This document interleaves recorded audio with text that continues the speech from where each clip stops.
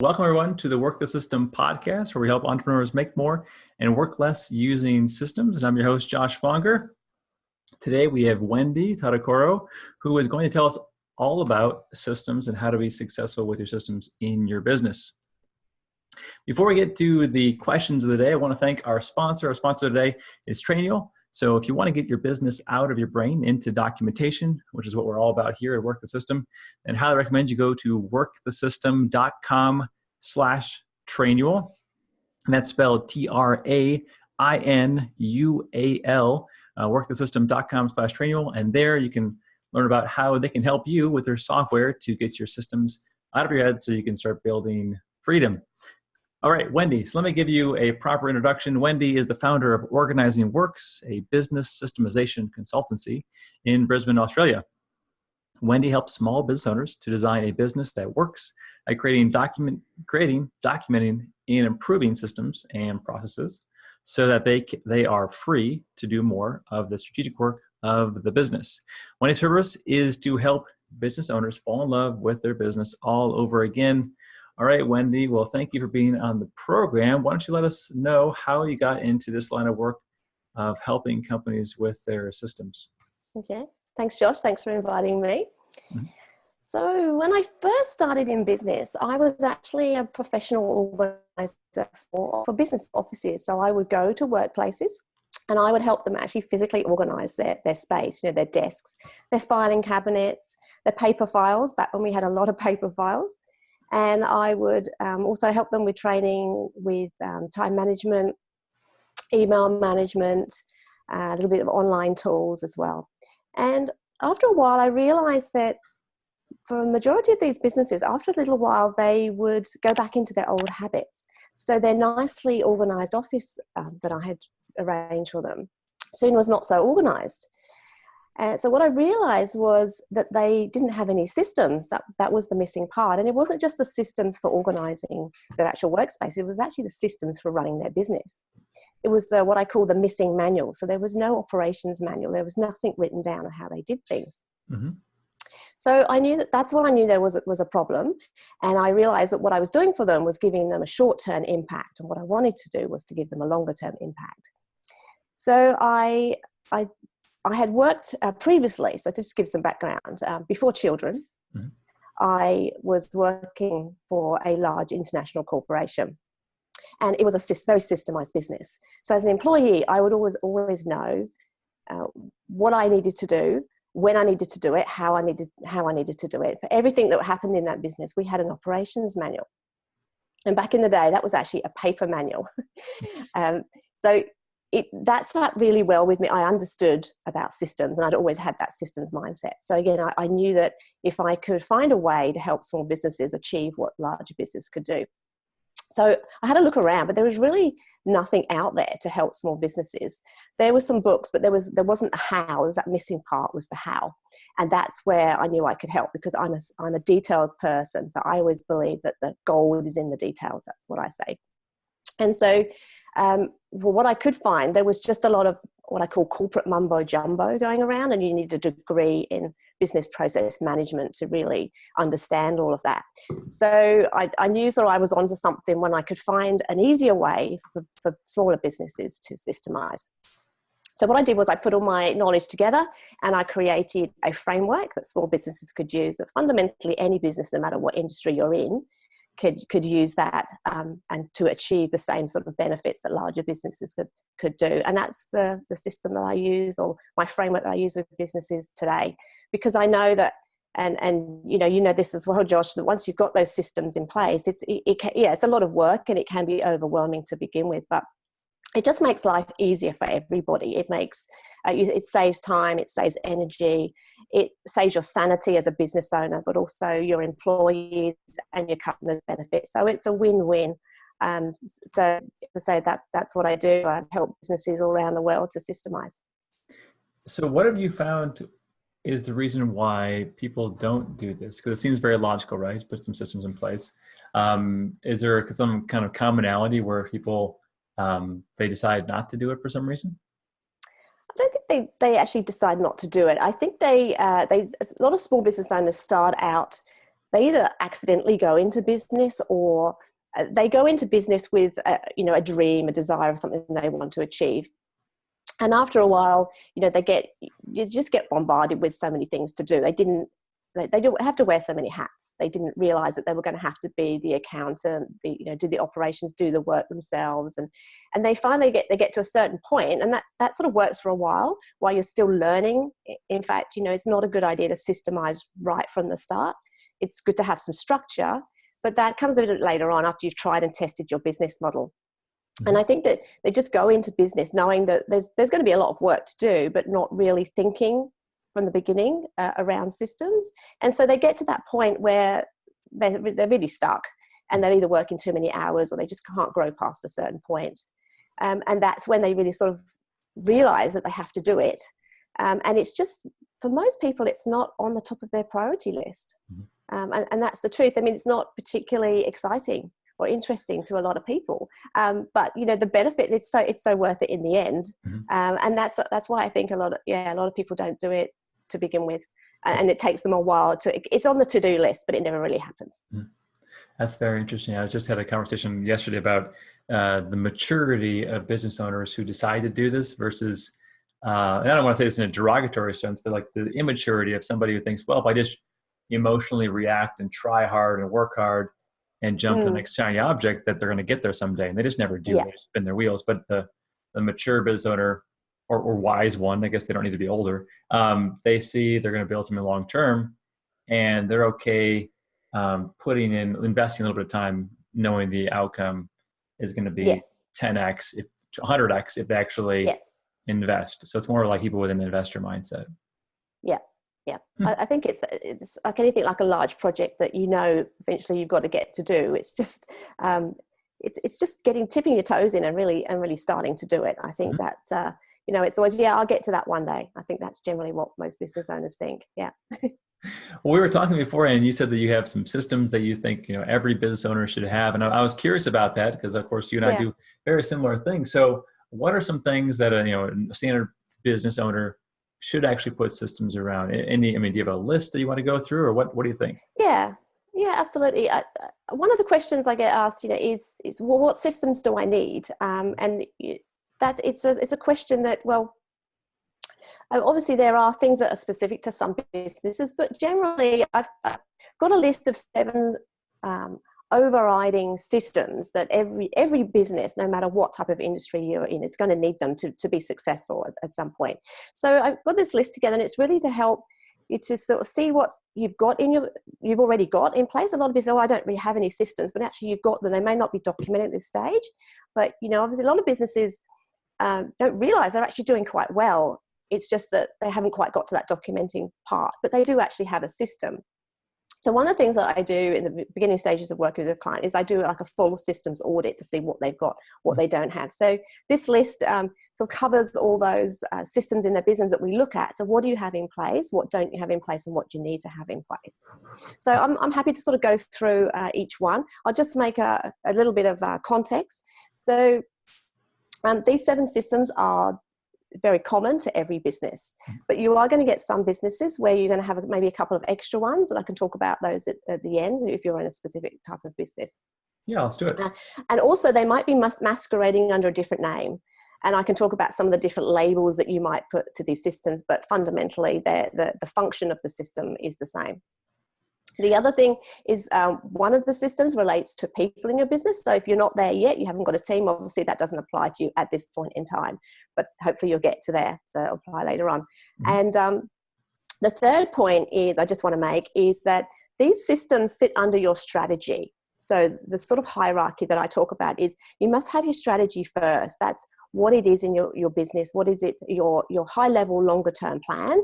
And then the systems underneath that are those the systems and processes that are going to help you to achieve that plan. So, and also the strategy has meaning to it. So why are you doing these things in your business? So just wanted to mention that. So I'm happy to jump straight into the first system. Let's do it. Ready to go? What's the first one? The first system is strategic management system. Okay. So this can also be hidden under the names of, it could just be called your management system. It could be your business development. again, it doesn't really matter what you call it. It just needs to resonate with you. But I call it the strategic management because this is the most important area of your business. But however, it's the area of your business that many business owners don't pay a lot of attention to and don't spend so much time in. That this is the area that they really should be spending their time in, or aiming to get to that point where they can free up some of their time so they do work on that more strategic work. So the sort of systems that fall under this overriding strategic management system would be things, it's to do with how you run your business. So if you think about what you want your business to be like and how you want that run. So this could include things like your KPIs, key performance indicators, your measurements, how you measure your business, how you're performing. Also under this would be quality assurance. How do you know that you are delivering on the promise of your product or service to the customer? Your recruitment. This is sort of like the strategy that you have around what type of people you recruit for, to make sure that you're recruiting the right people, the right fit for your business. Also include the culture. So how you or instill those the culture of your business, as in how you might communicate with your team and how you communicate with your customers, including, it includes your brand in there as well. And of course, in there is your systems and processes. So managing them inside your business, how you review them, how you continuously improve those systems. So that's a really key area of your business. And I think, Josh, that you also talk about operating principles and this is where you've got your I call it your purpose, your vision, your mission, all those sort of documents that you have, those foundational documents in your business. This all sits under your strategic management. Okay, wow. So it sounds like there's a lot that fit under that category of strategic management systems, and you get those figured out first. So let's say you have a coffee shop. Okay, so you sell coffee, and this would mean that you would have your culture for your coffee shop. You'd have the communication guidelines, brand guidelines, vision, values, mission, purpose, KPIs, everything that manages your business. Those systems would fit within this first category, strategic management systems. Okay. So if you're the owner of that coffee shop, this is where you're best spending your time in this area and developing in your business. And then if you want to duplicate your business, franchise it, do something like that, then you've got those. This goes for all. There's not just the strategic management systems, but this goes with all the systems we're going to talk about today. It's so much easier then to sort of duplicate what you've already got in place. If you've already got a culture built, if you've tried and tested the way things run in your business, then it's just set and repeat as you grow the business out. Well, good. So what's number two in list? Number two, okay, we're going to talk about marketing. So every business has to have marketing systems, and again, masquerading under this name, another way is to describe marketing as lead generation, depending what industry you're in. So under here would be the marketing system would include all those systems that you need to put in place to achieve an outcome, in this case, to get more lead generation. So this would be things like if you've got a strategy around PR, blogging, content, referrals, could be the type of signage that you use if you're a bricks and mortar business, print advertising, email marketing. So they're pretty straightforward. So your overriding system, it has those individual systems and processes that they've got steps in there that need to get to the outcome of lead generation.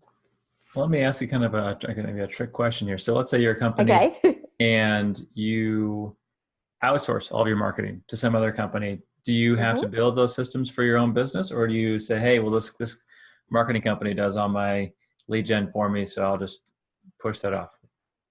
Okay. In that situation, the way I like to look at it is there's delegating and is it abdicating? So rather than the danger you've got there is if that agency was to fold or just decide they didn't want to work with you. Okay, that information, that knowledge is in their head.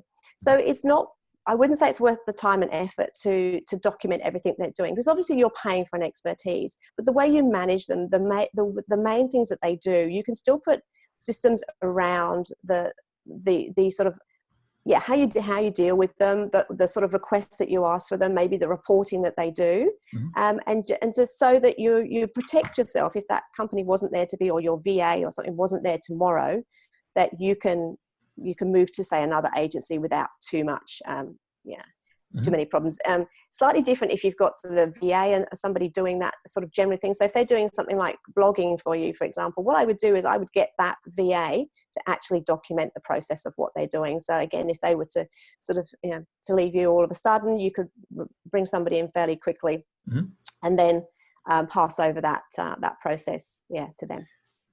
Now, before we get to number 3, is there a sequence to this? Like, should you do the strategic management systems first and the marketing systems and the other ones, or is it just you prioritize them based on the what's on fire in your business?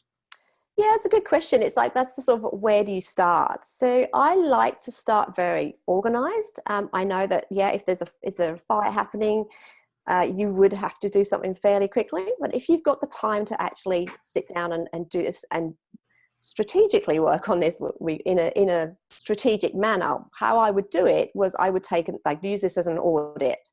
So I would use this as a checklist to see what you've got in place and what you don't have in place. Now, once the list is what you do first, how you then work on documenting those systems, that is sort of the next part. That's where you would prioritize based on things like you said. If something was urgent happening in the business, you had to take a new employee in pretty quickly, so you needed to get some training processes in place, or you needed to get some new business in pretty quickly, then there might be certain ones that you say, I'm going to work on these first. But first of all, you get the plan in place, and this is part of your plan. This is looking at, well, what do I actually need, and looking at those departments individually. Now, if you're a very small business, you probably are the head of all of those departments. You might not be doing it all, but you are the sort of the CEO or the head of department.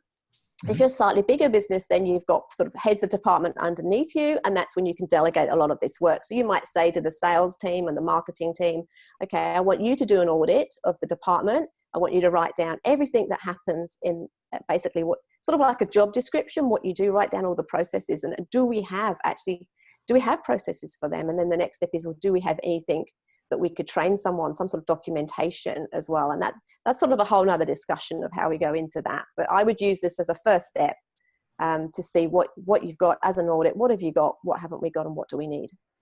So audit first, then prioritize. Now, what about the third key system or systems, group of systems that every business should really do? So what sits under marketing is sales. And some people can group these together under sales and marketing, depending on the size of your business. So also masquerading under sales would be lead conversion. So these are the systems and processes that you would need to convert a lead into a sale. Okay. And so again, depending on your business, some examples might be, you might do a demo, you might do a presentation or a pitch to an organization. You might do a consultation. You might do a quote and a proposal. All these things are going from taking the marketing, so taking the lead, into a sale. Okay. And all of those together comprise your sales system. Okay. So it sounds like a lot of these we're going to kind of fit together, like your strategy or KPIs might fit to your marketing, which will then fit to your sales. So there's a little bit of combination between those things. Do you recommend having a certain platform to keep everything in one spot? Because this looks like there's going to be a lot here when you're all done. Yes, to keep it all together. So sales would be a CRM program. That's your basic, what you would need, your minimum sort of online software to keep all your leads in place, so you can monitor prospects. And you can get as fancy as you like with these sort of CRM programs. So that would be main. I mean, for some businesses, it's outreach. It could be cold calling, but also another minimum would be a spreadsheet to keep all that information in. But these days, there's so many CRM programs out there, low cost, that you can use to organize that. Yeah, for sure. Well, this is a perfect segue into our sponsor, because our sponsor of today's episode is actually a program. It's a software called Trainual. And so you and I both use Trainual, recommend Trainual, and they were delighted to sponsor this particular episode because of our connection with them. And they're actually who I recommend people go see if they are moving beyond just documents on their hard drive or Google Drive or Dropbox. They really want to move to the next level and actually use a software that has some integrations, that has some additional features like the ability to track your training and to have permissions and all those other things that you want to do within your documentation. You can store it all in place. And so if you go to workthesystem.com/trainual, then you can get a free account and get started. And I know the team over there, great folks, great service, and great product. So again, workthesystem.com/trainual. Go check it out. All right, so now back to the questions, Wendy. Where would you say you go after you have the strategic management systems, the marketing systems, the sales systems? What would be number 4 on your list? Okay, number 4 is where most businesses have most of their systems, and that is under the general heading of operations. So this can also be referred to, again, depending on what type of business you are. This could be client fulfillment. It could be production, something along those lines. Delivery is another term that's used for this. And this is all the systems that get the results for your customer. So this is what you actually do. So if you're a web designer, you design web pages. If you're a carpet cleaner, you clean carpets. If you're a cafe, you serve food and beverages. So these are the systems that you deliver on your promise to the customer. And so whatever that would be. So a carpet cleaner, you'd start with the preparation, possibly when you first go into somebody's house. The next thing would be setting up how you actually use the machine. So you could have some training on how you use the machine to clean the floors. And then after that would be maybe how you hand over to that customer, give them some tips on keeping that carpet clean. So all of those things that you do, including the quality management of that is part of your operations. That's where they live. Okay, so this is the one that varies obviously a lot between businesses depending on what you do. Mm-hmm. Yeah, this is one of those ones that it seems like owners have a hard time giving up if they're small business owners, because they're so used to actually doing the operation of the business. They're the pro at whatever it is that they do. And so once you get these things documented, number 4 on your list, then it seems like that would really free up the owner's time. Yeah, it actually is one of the areas where you can free up more of your time, because if you are still doing that, if you're going out actually doing the carpet cleaning, obviously if you're a small business and you have a team and you have to step in every now and then if somebody doesn't turn up for work, but overall, you could be doing that strategic work. You could be doing more of the sales and marketing if that's the area that you want to work in, and you can actually delegate more of the operations. So you can bring in more people to do what you want to do. So just as you were mentioning before about Trainual, that is the ideal platform, if you like, to have those trainings, so that when you do bring somebody in and you want them to, I'm just using the carpet cleaning example, but if we just stick with that, if you want somebody to clean the carpets exactly the way that you do, to the standards that you want to do, because at the end of the day, that's your reputation, then there's easy ways to put some training around that. And that's the sort of place where you can put that training, be it videos, be it some explanation, you can basically, whatever you can imagine, you can put into a program like that. It could be a sales script that you use, as I said, mentioned videos, screencasting, and then some step-by-step instructions and some checklists in there as well. Yeah, so definitely an area that you can look to what you can delegate from that area to free up some of your time. So what's next? As I'm going through the list, I know we're running low on time, so I want to see if we can cram the rest of it. Yeah, let's get through. Okay. To know what they are. So we got they are, all right. So what's 5, 6, and 7? What are those? All right, we're up to administration. Okay. So administration is everything that you need to do in your business to run the business, basically. It's all that area a lot of people don't, it's a sort of area you can get stuck in. It's a big time drain. So it's everything. It can also be masquerading behind the scenes, is another term that we use. Or back end office as well. We've heard it referred to. So this is where, like I said, everything, ordering stationery. Some things that if you're a small business, you might be doing payroll, that sort of thing. Sometimes finance actually comes into this area, again, depending on the size of your business. If you're a larger business, you may need to segment these departments out. So this is just everything that you do in there to run your business. The things that most people don't like to do, but they have to get done. Yep. Okay. Yeah.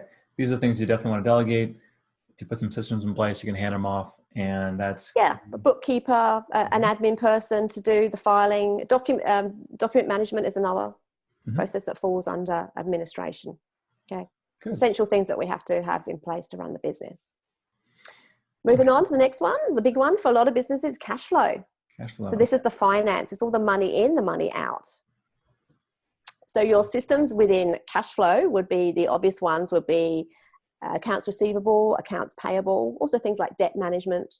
And you may also have, if you're a larger business in there, maybe things like the payroll would fall into that category as well. Okay. So really important one for the business owners to keep their eye on, because that's can be a downfall for a lot of businesses, is cash flow, or a big problem. Yeah, if you're running out of cash, you got a problem. That's for sure. That's right. You can forget all the other systems. You really got any cash coming in. You really can. Well, this is I'm trying to piece this together based on my clientele, just to kind of get some insights. This is really helpful to break it up this way. And then beyond the cash flow, then what's beyond cash flow? Yeah. So number 7 is your people management. People. Okay. Another, again, it could be called HR department. This is where you manage all the people within the business. So things like performance reviews, recruitment, leave requests, training would fall under there. So obviously people are an asset to your business. So you've got to have those systems in place to make sure that you're recruiting the right people, that you're, and once you've got those people, you're looking after them, and all the formalities that come with HR. So there's the 7 systems of your business. And just quickly, just additional ones that you might have. So depending on what type of business you're in, you may have legal, work health and safety, which could fall under administration, but again, it could be a separate area of your business. IT as well. And if you've got any compliance, if you're an industry that has a lot of compliance, again, that could be a separate system that you need to have in your business. Very interesting. So let's run through a scenario. So I've got a few chiropractor clients, actually a new one that just signed on. So let's say you have a chiropractic office and you're like, wow, we have no systems in place. What would they do? Like, what would be the process you take them through? Would you say, so you audit first? Is that what you're saying? And then sort of map out where the holes are in each one of these areas? Yes. So I would even sort of go back to, I would say the first step is really to have that systems mindset, to commit to actually wanting to do it, because definitely there's a lot of work to do. There's no denying. Okay. So I think the first thing is to really want to systemize the business and to have that mindset, and to discuss that with the team, and whether that comes in the beginning or a bit later on. Really important to believe in what you're doing, so that then filters down to your team. Yes, the next step would be to build what I call a systems infrastructure, and that's what we've been going through. So having a look at those departments in your business, and again, you can name them to whatever resonates with you, and then looking at those departments individually and saying, what do I have in place? What don't I have in place? What do I need? What do I need to document? Because we don't need to document everything. We just need to document things that are going to have an impact on the business.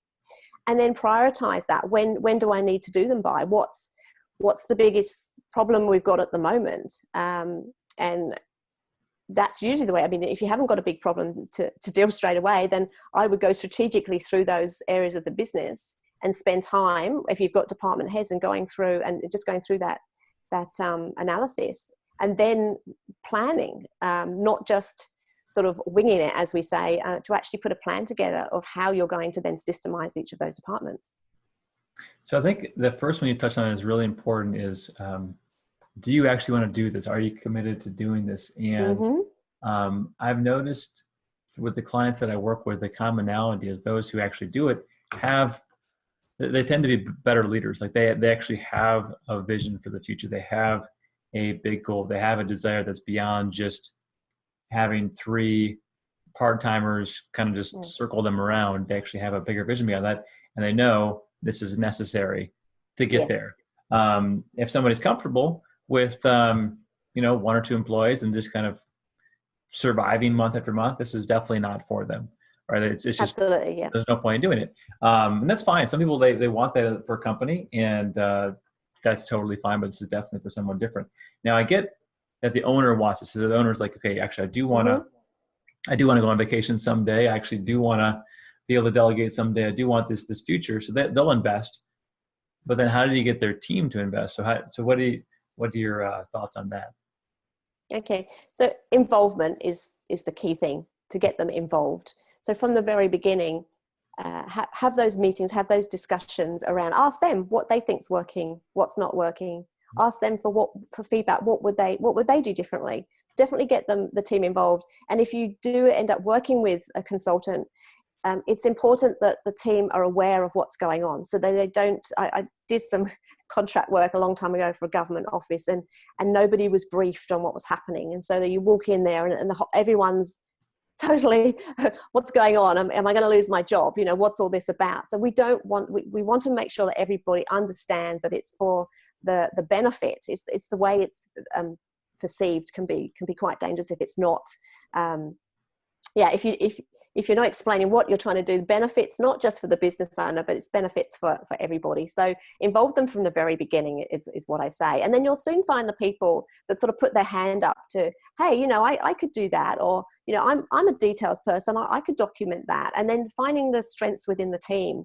And if you do have some resistance early on, asking them why, you know, what is behind the resistance, and working and to that, and helping them to understand, and also giving them some wins as well. So that, because it can also be perceived as, well, you're just giving me a lot of extra work to do. I haven't got time to do this now. And you're asking me to systemize things and document things and write everything down. I haven't got time to do that. But once they understand, once they've seen one or two of the systems, and maybe then if that case you do a different department and you can see some things happening, and then you can help them, and they can see, well actually, I've got benefit to this as well. If you're in a management position, I mean, who wouldn't want to be able to delegate some of the work that you do, and so that you can use that time to do your more strategic work as well. It's not just for the business owners. So yeah, definitely getting them involved, and then you'll soon see the ones that are really keen to work with you on this. And then, you know, you're always going to get a few people that maybe aren't so keen, if you can work through that. And if you're not, maybe they're not the right people for you to work with in the business. Yeah, that's funny. I've had situations just like you, where you go and you show up, you land, and you go to the business, and no one even knows you're going to be there except for the owner. And then it's like, it's a tough start. That's a tough start. Well, it's good. Well, just because of time, this has all been really helpful, and hopefully people have been paying attention, especially the last piece there about how to make sure it sticks, because you do want the team to be involved. You do want them to understand that it's going to help them, and you do have to give them wins and motivate them. All those things are critically important for successful implementation. Now, what is a question that I didn't ask you, but I should have, that you want to leave the audience with before we sign off here? Right. Well, actually, I can give you some three tips. Okay. The first one would be, I think I have already touched on this, is to commit. Commit to systemizing your business. So if you're watching this and you've been thinking, oh, it sounds like a good idea, I've been thinking about it for a while, I would say stop thinking about it and just decide that you're going to do it. You know, whether it's next week or, you know, sooner the better. Mm-hmm. Because once you have systemized, you just won't go back to that old way of working. And, you know, we've said it before, we're not going to deny it. Yes, it is a lot of work, but anything that the saying goes, if something is worth doing, it's worth doing well. So that's the biggest thing, is just make that commitment. I sometimes refer to it like bungee jumping. Once you decided you're going to do it, you're standing on the edge of the platform, you just take the jump and just do it. And afterwards, you'll probably love it. And some people even go back and do it again. So they go systemize another business.